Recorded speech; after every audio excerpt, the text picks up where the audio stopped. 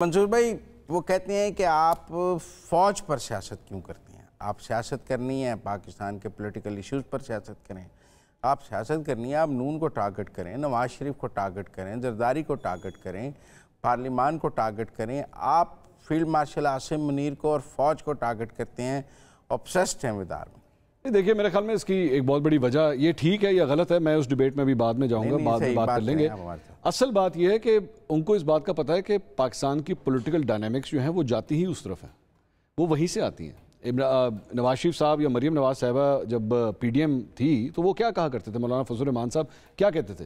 General Bajwa کو یہ کہتے تھے نا آپ ذرا پیچھے سے ہٹ جائیں، ہم خود ہی سنبھال لیں گے، وہ یہی بیانات دیتے تھے۔ وہ کیوں کہتے تھے؟ وہ کس کو کہتے تھے؟ جنرل باجوہ کو اس وقت کہتے تھے۔ تو یہ لوگ بھی اسی لیے صرف طریقہ کار صرف فرق یہ ہے کہ انہوں نے مذاکرات کے دروازے کھلے ہوئے تھے۔ پی ڈی ایم کے دور میں نواز شریف صاحب نے آرام سے یہ جو کام کیا وہ یہ ہے کہ معاملات کو ٹھیک کرنے کی کوشش کی۔ یہاں پہ عمران خان صاحب کی یا پاکستان تحریک انصاف کی جو اسٹریٹجی ہے وہ یہ ہے کہ اٹیک کیا جائے، ٹوٹل اٹیک کیا جائے، ٹوٹل پریشر میں جو ہے وہ لایا جائے اور ان کو مجبور کیا جائے کہ ہمارے ساتھ مذاکرات کریں، جو کہ فوج نہیں کر رہی اس وقت، ان سے کوئی انگیجمنٹ جو ہے وہ نہیں ہو رہی۔ سو بیسکلی ایک اسٹریٹجی ہے عمران خان صاحب کی، وہ ایک فاسٹ بولر کا ایک طریقہ کار ہے، ان کو بیٹسمین کو ڈیفینسو کے اوپر لانے کی کوشش ہو رہی ہے۔ جبکہ انہوں نے آج یہ کہا، آج انہوں نے کہا D G I S P R نے کہ فوج کھڑی ہوئی ہے اور یہ مت سمجھیے گا کہ ہم یہاں سے ہٹ جائیں گے، ہم اسی طرح یہاں پہ کھڑے رہیں گے۔ اچھا نہیں، آپ نے ماضی کا بیانیہ کہا، لیکن میں پھر کہوں گا ناٹ ٹو دس ایکسٹینٹ۔ جس نہج پر یہ ہوا کہ جس نہج پر یہ بات پہنچی ہے اس نہج تک تو کبھی نہیں پہنچی، نہیں ہوا۔ یہ حقیقت ہے کہ اتنا بڑا کلیش جو ہے وہ پہلے کبھی نہیں دیکھا گیا۔ ہاں البتہ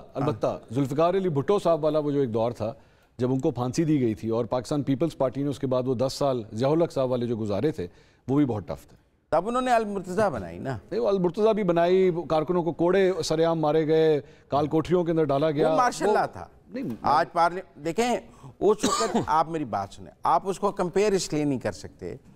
کہ اس وقت پیپلز پارٹی اقتدار میں نہیں تھی، ٹھیک، اپوزیشن میں تھی۔ آج پی ٹی آئی کے پی میں اقتدار میں ہے، جی ہاں بالکل ہے۔ They are a stakeholder in this system, بڑے اسٹیک ہولڈر ہیں، اتنے بڑے اسٹیک ہولڈر ہیں کہ فوج کے لیے پریشانی کا باعث ہے۔ فوج گورنر آج کو ڈیفینڈ کر رہی تھی آج کہ وہ لگنا چاہیے لیکن لگا نہیں سکتی۔ آپ بات سمجھیں کہ وہ اتنے بڑے اسٹیک ہولڈر ہیں، گورنمنٹ میں موجود ہیں، ان کے 90 ایم این اے ہیں، ان کی ایک صوبے میں 2/3 حکومت ہے، آپ اس کو پیپلز پارٹی سے کمپیئر نہیں کر سکتے ضیاء الحق والی۔ یہ اسٹیک ہولڈر ہیں، یہ سسٹم میں موجود ہیں، تو دونوں کا کمپیریزن کیسے ہوگا؟ میں اسی لیے تو یہی تو میں سب سے بڑی بات کہہ رہا ہوں کہ ایک تو کلیش اس سے بڑا ہے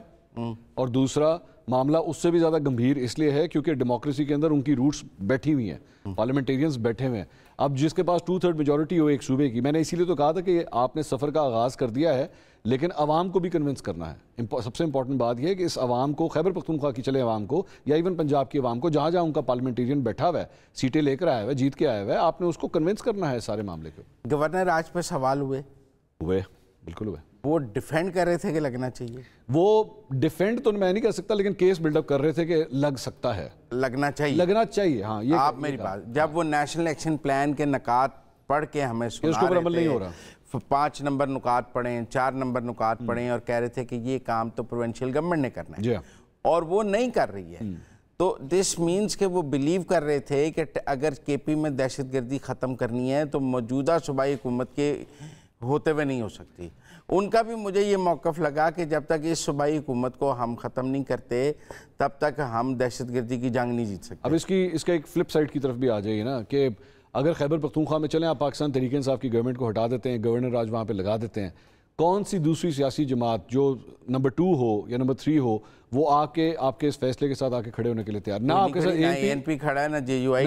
کھڑا ہے، ٹھیک ہے؟ تو نمبر 2 اور نمبر 3 اگر میں اس کو اگر میں زیوم کر لوں، میں ظاہری بات ہے نمبرز تو نہیں ہے میرے پہ پتا، لیکن اگر نمبر 2 اور نمبر 3 بھی زیوم کر لوں تو پاکستان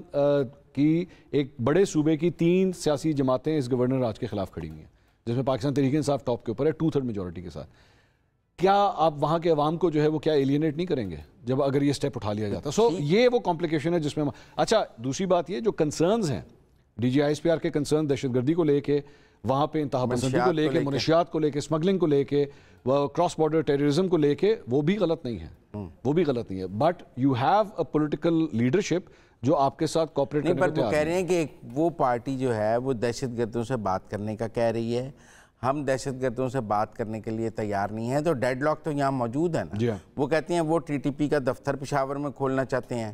یہ ٹی ٹی پی کے ساتھ جنگ میں ہیں، تو یہ کانفلکٹ پھر کے پی کے میں کیسے ریزالو ہوگا؟ مجھے آج ایک تو سمجھ آگئی پی ٹی آئی، بانی پی ٹی آئی پہ پریس کانفرنس تھی، دوسری کے پی پہ پریس کانفرنس تھی، اور ایک لمبی چارج شیٹ موجود تھی، اس کا بھی کوئی حل موجود نہیں، جیسے بانی پی ٹی آئی اور پی ٹی آئی کا کوئی حل موجود۔ اس میں ایک اور پرابلم ہے، وہ بھی میں آئیڈینٹیفائی کر دیتا ہوں، وہ یہ ہے کہ مذاکرات کرنے کے حوالے سے عمران خان صاحب نے کوئی آج تو یہ پوزیشن نہیں لی ہوئی، پہلے سے یہ ان کی